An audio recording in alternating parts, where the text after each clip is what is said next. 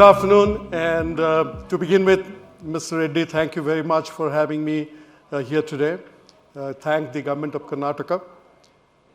I have two mothers. My one mother is the state of Odisha that gave me birth, and I have another mother, which is Karnataka, which gave me identity. ಈ ನಮ್ಮ ಕರ್ನಾಟಕ ದೇಶದಲ್ಲಿ ಕನ್ನಡ ಅಭಿಮಾನಿಗಳು ಕೋಟಿ ಕೋಟಿ ನಮಸ್ಕಾರ, ಸುಸ್ವಾಗತ.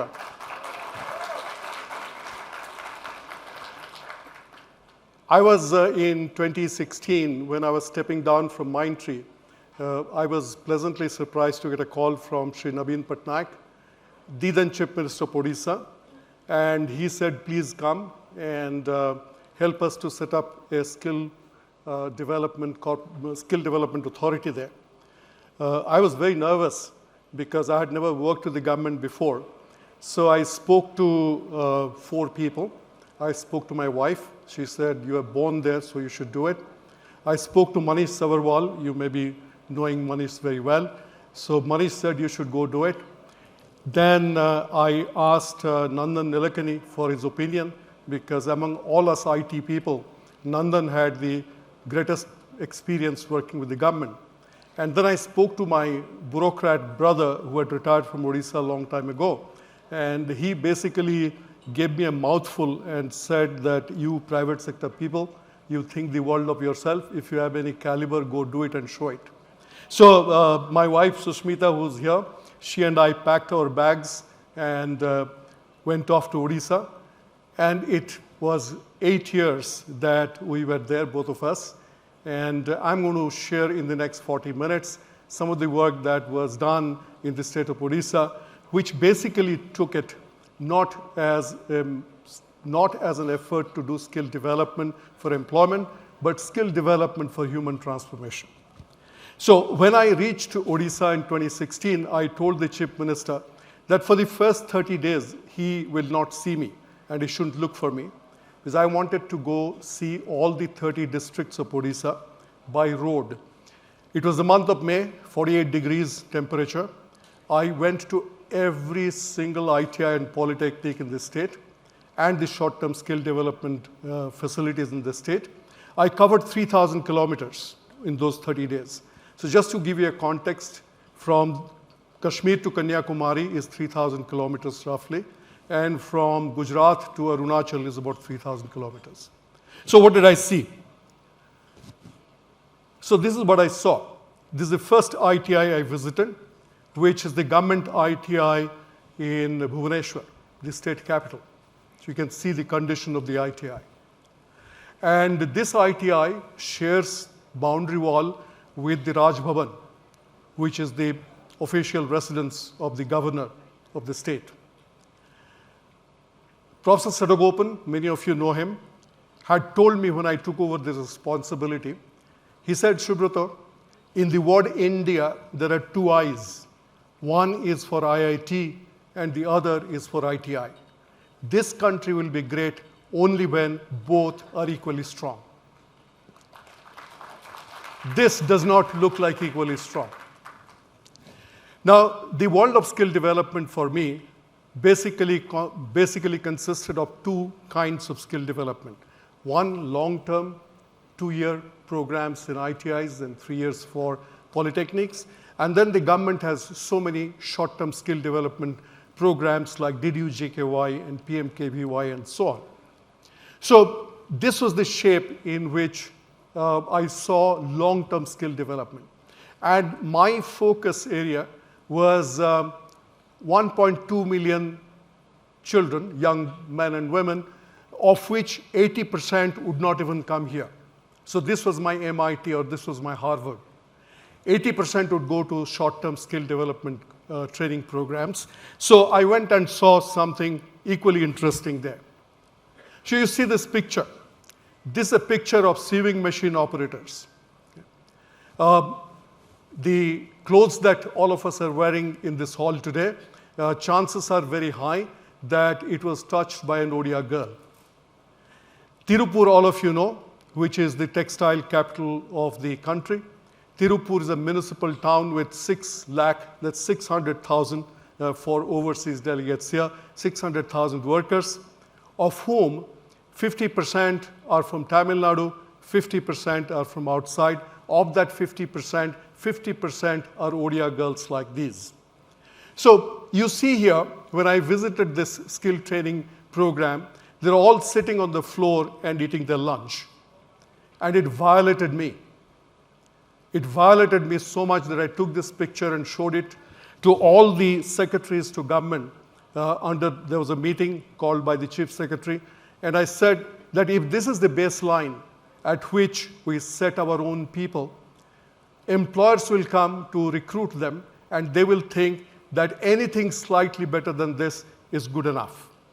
So our job here is to move people from poverty to respectable poverty.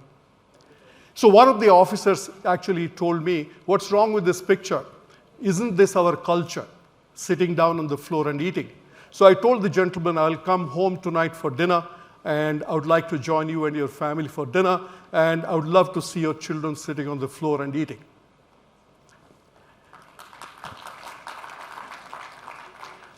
Then I went to visit another training center, which is a DDU-GKY training center. Those of you who are not familiar, it's a flagship training program by Government of India that gets rolled out with the state governments.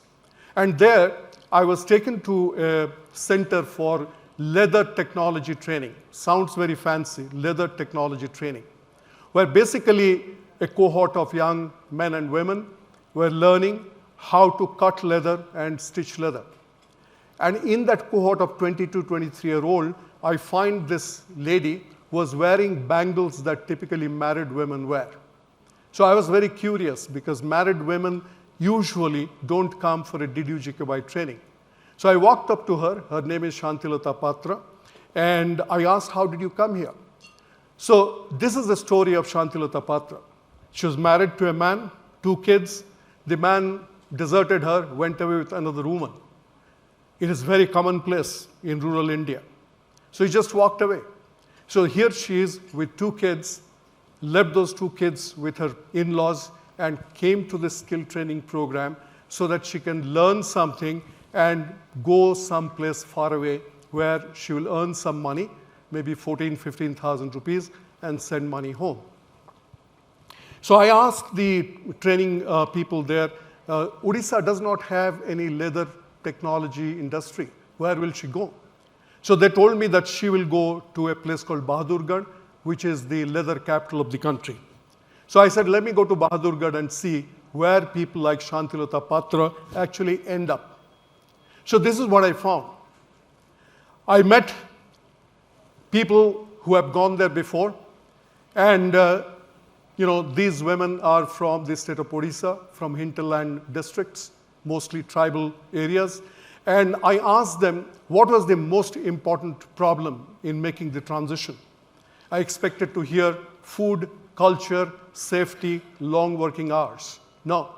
The number one problem is in Bahadurgarh, they could not drink the water available there. You and I take water for granted. In Bahadurgarh, water is contaminated. The only water available is groundwater. And I saw the water. It was the color of petrol. It was putrid. So back home, they did not have 3 square meals, but they could drink the water and breathe the air. Here, they get food. They earn the money to get food, but they can't wash that food down because the water is not fit for consumption. So in that overall backdrop, we came back, and in June of 2016, we said our job is cut out.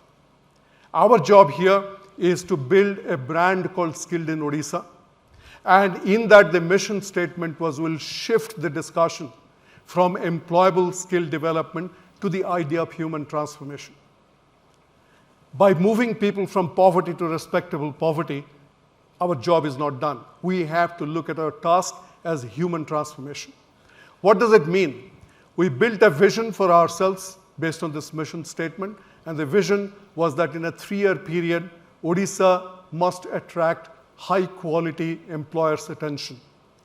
Truth be told, high-quality employers in the country, they know Karnataka, they know Tamil Nadu, they know Maharashtra. Who knows where is Odisha? People know where Lord Jagannath is, but people don't see Odisha as a provider of skilled workforce. So number one, we said in 3 years' time, corporate India should make a beeline to India and lock in talent. In a 5-year period, it must be a destination where global employers come looking for talent. But most importantly, the Odisha model must be worth emulating elsewhere in the country. Now, this is a very important thing. It is not enough to say we are doing skill development. That's not aspirational enough to make the chariot move. We said that Odisha must become a sandbox of innovation.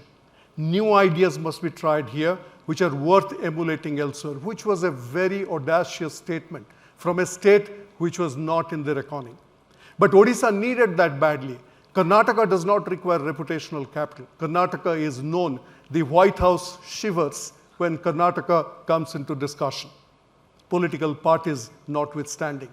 But Odisha is not there. So Odisha needed reputational capital. So based on this, we basically, first, we went to Leo Burnett, state government, mind you. We went to Leo Burnett and got them to design a logo for the brand called Skilled in Odisha. It has never been done before that a state government goes to an international ad agency and say, give us a brand identity. Very important. Then we created a strategy. This was the strategy, 3-line strategy: fix, scale, and accelerate. In the government, the beautiful thing is we have so many problems to solve. We get into it, and then we end up boiling the ocean, and nothing much happens. So we could have created a huge 500-page strategy. We said, no. Job of a leader is to simplify things to begin with. And people will not follow what they cannot remember. So reduce it to 3 words: fix, scale, and accelerate. Fix what is broken, like the picture that I showed you. Scale what needs to be scaled, what is working. And finally, accelerate the setting up of what was called the 8 Advanced Skill Training Institutes. Before 2016, the government found that every year 100,000 ITI and Polytechnic kids are graduating, and 60% of them are not fit for employment. So the Asian Development Bank and government, they came together and said, we'll spend 1,200 crores to set up 8 advanced skill training institutes, which basically will become finishing schools. So first we create a defective product, and then we send them to a 1,200 crore outlay where they will basically go through a finishing school. So this program was not taking off. It was just, sputtering. So we said we will accelerate the setting up of the 8 advanced skill training institutes. So in the next few minutes, I'm going to give you a report card on what exactly was done to fix, to scale, and to accelerate. When we went to the ITIs, every ITI told us that we have 10 acres of land, we have 20 acres of land, we have lathe machines. You'll not believe it, some ITIs very proudly told me that they have 3-phase power. Okay? So he said, don't tell us about that. Going forward, we'll do a simple review. The review will be called 10-6-4-2. When I go into an ITI or a polytechnic, the principal has to tell me names of 10 students it's proud of. Not a difficult thing on the face of it. Why? Because ITIs and IITs were started at the same time in the 1950s by the Government of India. So it is very easy to find ITIs which are 20, 30, 40, 50, 70 years old. So it should be very easy for me to tell names of 10 students you are really proud of. Then you have to tell me names of 6 students out of this 10 who have made a name for themselves outside the state. You have to tell me that this student today is working in DRDO or in BHEL or in Toyota Kirloskar. And the reason for that is very simple. When a student goes outside the state, has to compete with the best in the country. In Karnataka, skill is naked. It takes no time at all to find out how good you are because you are competing with the best in the country who come here to build a career. So tell me names of 6 students that you are really proud of because they have made a name for themselves outside the state. Then of these 10, you have to tell me names of 4 girls. Why girls? Because in 2016, enrollment in ITI for the girl child was 6%, only 6%. And for what? For learning sewing and learning how to become a data entry operator. We said, no. These 4 better be from hard trades. And finally, we said, of these 10, tell us the names of 2 students who have not joined the job queue and they have started a small business somewhere, a welding business, an electrical shop, where they employ maybe 1.5 people. You will not believe, this 10-6-4-2 formula caught fire. And I went to an ITI in a place called Bargarh, in a remote place. I told the principal, he did a good job of 10. He fumbled a little bit with a 6, and he completely fainted when it came to 4.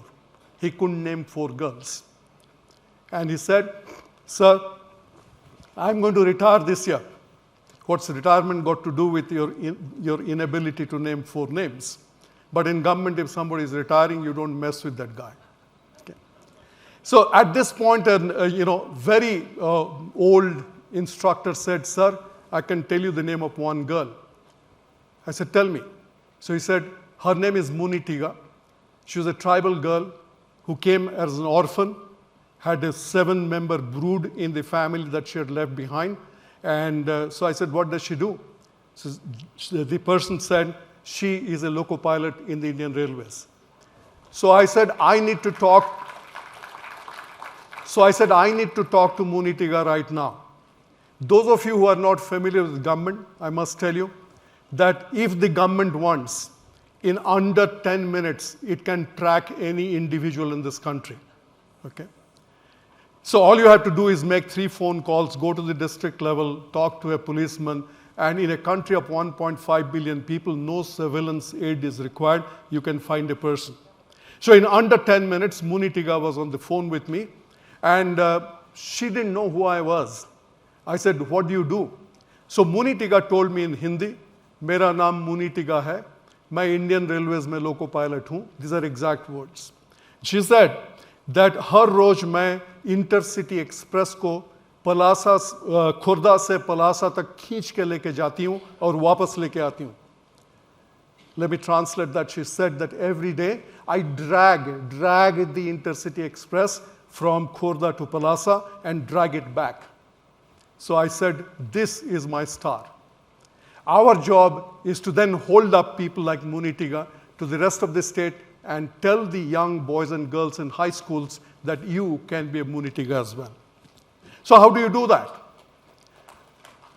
You do that first by working at the pride that these people will have. So this was the uniform that the young boys and girls in ITI were wearing. When you were 16, all of you remember, particularly people my age in the crowd, please remember at 16, think you are 16 all over again. What is your priority? 3 things. Not a career, not to do something big in life. You need 3 things. Number 1, you need to look good. Okay? So I shouldn't be talking about hair here, but you part your hair 3 different ways. You do like this, do like that, and if you have a bad hair day, you don't want to go to school. So you want to look good. Second, you want to eat well. And third, the hormones are kicking in, so you want to play contact sport. But look at these kids. Look at this uniform. If your child and my child wears a uniform like this, that kid will actually not want to go. So there goes the attendance problem. Look at the body language of these kids. Look at the girls, they're not making eye contact. And if you have not seen it yet, not noticed it yet, they're wearing dupattas. So if you're wearing a dupatta, do you think you can work at an assembly line with heavy machinery? That dupatta will actually choke your neck. So what did we do? We went to the National Institute of Fashion Design, okay, and said, make a rehaul of this. So NIFT designed the new uniform, and the dupatta was thrown, and the bolero came in. And the lady in the front was brought in. She is the most sought after Odia actress. Okay? She has recently won a national award. Her name is Prakriti Mishra. So she donned the ITI uniform. But all the other girls that you see here are from ITI Cuttack. And see the body language, see the swagger. The next thing that we did is that we put the Munitigas, the role models, the people who belong to the 10-6-4-2, into Volvo buses like this. And you can see on the outer side, the pictures are there. And we took them to every taluka and made them to stand in front of high school students and say, look at me, this is who I am, this is how I got here. The biggest problem that we have in the government is the problem of bridging information asymmetry. There's so much huge facilities we create, huge channels we have, policies we have, but the children who are the beneficiaries, who are in the 8th or 9th class, they're not aware. Even the teachers are not aware. So in the district high school, if the teachers do not know what happens in an ITI, what will happen? Nothing will happen. We'll create the facilities, we'll build impressive learning management system, we'll talk about digitization, but there'll be information asymmetry. You and I do not suffer from information asymmetry. We get the information we want, not these children.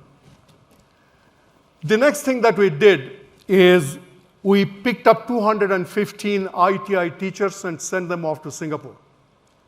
We sent them to Singapore for 2 to 3 weeks of leadership training because skill development for people at the bottom of the pyramid requires maximalist thinking, not minimalist thinking. So when we sent these 215 people to Singapore, to the best vocational training institute in Singapore called ITE, eyebrows were raised. Somebody from finance department asked my OSD to ask me, how will we measure the impact? What will be the impact analysis? I said, look, I want these people to come back from Singapore, withdraw money from their provident fund, take their wife and kids to Singapore for a holiday. Because if the ITI principal goes to Singapore for a holiday, the entire taluka, entire district will know what is an ITI. You'll not believe it, 90% of these people, exactly 90%, didn't ever have a passport in their life. So if the principal of an ITI or polytechnic never thought that a passport is a necessity, how will you create global workforce? What are we talking about here? Next thing that we did, I was telling you about contact sport. We brought these kids to the state capital. We started building annual skill festivals where thousands and thousands of ITI and polytechnic kids come. And you can see right in the front, this lady is holding an all-girls delegation from a left-wing extremist district called Koraput. And then, who was playing the band here? The Odisha Military Police Band played the band here. And we got the Odisha Military Police Band to play at this occasion because when the Odisha Military Police Band actually plays the band here for the march past, the media comes and covers it. When the media covers it, people who need to know what's an ITI get to know. When you look at an ITI, we only think about skill. So this is the work of a 8th class dropout who's come to an ITI and is learning to be a welder. But if I ask you what motorbike this is, can you tell me what bike this is? It's a Harley Davidson, right? Okay? So we do not think about this kid who can be a potential designer. But look at it. In Bengaluru, in Bhubaneswar, a kid comes to an ITI and learns how to do welding. And what does an ITI kid get? 10 to 12,000 rupees of salary at a roadside place. The same kid goes to Singapore, does welding, but does it with a torch, with a welding gun, goes underwater, because Singapore is the second largest container port in the world, so goes underwater to repair a ship and comes out. That kid earns $60,000 a month. And the same kid goes to California, will actually earn $100,000 a month. I'm sorry, a year. I wish it was a month. The difference is design and engineering. So these kids need to appreciate design and engineering, then they know how skill fits in there. Just because they're skilled trainees, it does not mean that we'll not discuss design with them. So in every ITI today, we have skill museums. So this is a skill museum. In this ITI, which is ITI Cuttack, we looked around and found heaps of scrap all over. And in that scrap was lying this machine. And this is actually an aircraft engine, which comes all the way before World War I. So if an aircraft engine is found, which dates back to before World War I, in Singapore, it will be kept in the National Museum. But here, it was a scrap yard. And in this picture, you see an ITI kid actually explaining to Nabin Patnaik what is this machine all about. When we elevate these young boys and girls to a level where they can make eye contact with the chief minister and explain the history of this aircraft engine, things begin to actually take a very different trajectory. So in 2016, the girl-child enrollment in ITI was 6%. Today, the girl-child enrollment is 33%, and the target is to make it 50%. In any polytechnic, any MBA school, in any engineering college today, there's significantly higher girl-child enrollment. Why can't it be in an ITI? So what is the girl-child enrollment ratio to do with this picture?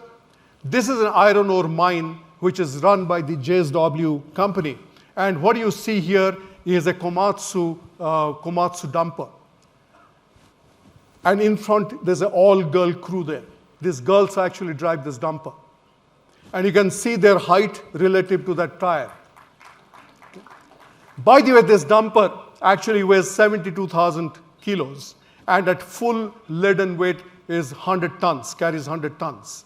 And this dumper is an internet node. And hold your breath, each dumper costs $1 million. So if you are JSW, would you trust $1 million beast with a 22-year-old reckless boy or a 22-year-old very sensitive, sensible girl? So this is how we went about fixing the ITI.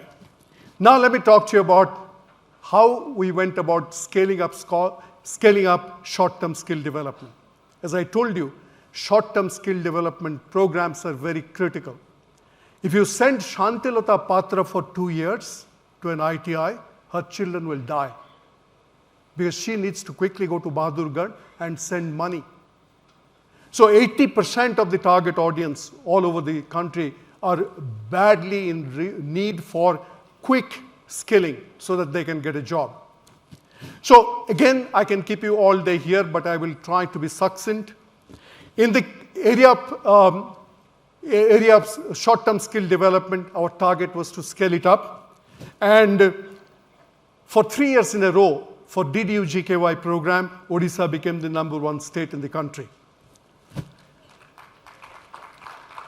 What made it happen? Girls like Sumati Naik. Sumati Naik actually is a 10th class fail from a remote place in Odisha. She could only speak Odia and a smattering of Hindi. She went for a DDU GKY program for 60 days, and I discovered her at the West Side store right near Commercial Street. And I was talking to her. Her manager came and told me, "Sir, watch out for this girl because one of these days she is going to take my job." I said, "What do you mean?" She said, "Once she came to Bengaluru, she learned how to speak Kannada fluently, and she now speaks English fluently." Being multilingual changes the name of the game for a skilled individual. The moment you can speak Kannada and English, you are moved from the textile section to the watch and jewelry section. Your incentive scheme changes. So that's Sumati Naik for you. So I thought the manager was exaggerating. A year from then, I was tracking Sumati Naik where she went, and she sent me a picture of hers She sent me actually a picture of her name badge which said Sumati Naik, Department Manager, and she was now posted in West Side, Coimbatore. Then I went to Tirupur, and there I met Basanti Pradhan. Basanti Pradhan was a goat herd in a family of 7 girls, which basically means that the parents were trying for a boy and not giving up. So she, which is a common story in both rural and urban India. So Basanti Pradhan, who was herding goats in a place very close to a place where I was born, in a government quarter where there was no electricity and water. She came from there, and today she's a production supervisor in an apparel plant in Tirupur. And look at this picture. This lady is Anita Swai. She is a 12th class science pass, and today she is making aircraft body at the Tata Advanced Systems Limited plant, which makes Boeing aircraft bodies in Hyderabad. At TASL, they make Boeing aircraft bodies and Pilatus aircraft bodies where skilled workforce is required, because there's a lot of work that goes into building an aircraft body with manual intervention. So here you see her as a JIG in charge. A JIG means her group is responsible for a specific part of the aircraft body, and she is the boss here. And these people are reporting to her, and she now is a trainer. So the third thing I want to tell you is about setting up of the 8 Advanced Skill Training Institutes, the ASTIs. While we succeeded brilliantly in fixing and scaling, we failed brilliantly in setting up of the 8 ASTIs. The whole construct of the ASTI program with Asian Development Bank was that with the 1,200 crore loan, the government will basically make the land, the building, the machinery available, and it was private sector was then invited to run it on a profit-sharing basis. I have lost a lot of respect for the private sector after working with the government for 8 years. You'll be surprised that no private sector company came to take on this task. So the government was willing to give land, building, and machinery, but hard work, private sector doesn't want to do. Most private sector companies don't want to do hard work because labor is so easily available in this country. So it failed. So what we told ourselves, and thanks to my background in information technology in this city, I said we're doing a classic mistake of outsourcing. You know, those of you who are familiar with outsourcing, there's a phrase called take my mess for less. Okay? So an American company first will make a messy job of software development and then hand over to a Mindtree or an Infosys or a TCS and say, take my mess for less. That is the meaning of outsourcing. So what the government was doing was creating a mess. First, we produce 100,000 cohort of defective students, and then we want the private sector to come and bail out. So he basically said 2 things. One is we will not outsource, we will insource. And second, we will not build 8 advanced skill training institutes. We'll build 1 world skill center. So 1,200 crores was pumped in to this 18-story building with a helipad on top, right in the middle of Bhubaneswar. And this is where the world now arrives when it comes to the state of the skilled in Odisha story. This is a picture of the World Skills Center at night. And you can see this building in relation to the skyline of Bhubaneswar. So it says, you can't ignore me. We in skill development have to build things which cannot be ignored. We cannot pussyfoot. We cannot dribble with skill development in this country anymore if India has to truly have the 2 eyes in a significant, balanced manner. The next thing that we thought about is, earlier I told you that Odisha, nobody knew where Odisha is. And Odisha badly required what we call is reputational capital. Unlike Karnataka, which is such a highly respected state. So we said the way to build reputation is to get national attention and international attention. So many of you know that in the world of skill development, the Olympics is the world skill competition. It's been going on for more than 50 years. So we said that we will set a mission called 1, 2, 3, which basically means that in the skill competition which was going to happen in Russia, Odisha will bring India her first gold and 2 silvers and 3 bronzes. You'll be surprised that in more than 50 years, India had not got a single gold in the world skill competition. And Aswath Narayan from Odisha brought India her very first gold. But interestingly, in mission 1, 2, 3, we failed with 2 and 3. We never got the silver, we never got the bronze, but the world doesn't know it. The world remembers that we got India her first gold. But earlier, Mr. Reddy and I were talking about recognition, and I'm really happy that Karnataka government is thinking big time about recognition to skilled workers. When Aswath Narayan got the gold for India, the institute that actually built Aswath Narayan was given a check of 5 crores of rupees by the government, no questions asked, to say that your job is to produce more Aswath Narayans. And Aswath Narayan got 1 crore as reward from the state government. So we only focus on sports. We only focus on art, literature, and culture. The time is now that we really not do symbolic things for the skilled worker, but we have to do substantive things. People say, okay, so Naveen Patnaik is gone. Will the legacy pass on? Our job is to make sure that we do phenomenal things. And many of those things will be carried into the future. Some of those things may not be carried into the future. Here you see Prime Minister Modi, who was in his last visit to Singapore. He met some of the young people in World Skills Center, Bhubaneswar, were interning in Singapore for a period of 6 months with Singapore companies, all expenses paid. And when Mr. Modi is touching her forehead, he's not touching her forehead. He's touching the forehead of thousands of girls like her in the state of Odisha. So, end of the day, the capitalist in me is saying that you should buy this book called The Day the Chariot Moved. This book is, this book tells the story in great details of how this large-scale transformation was done.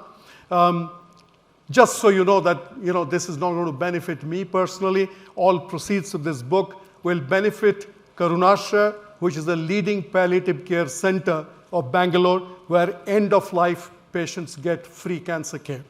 So with that, thank you very much, and thank you, Karnataka.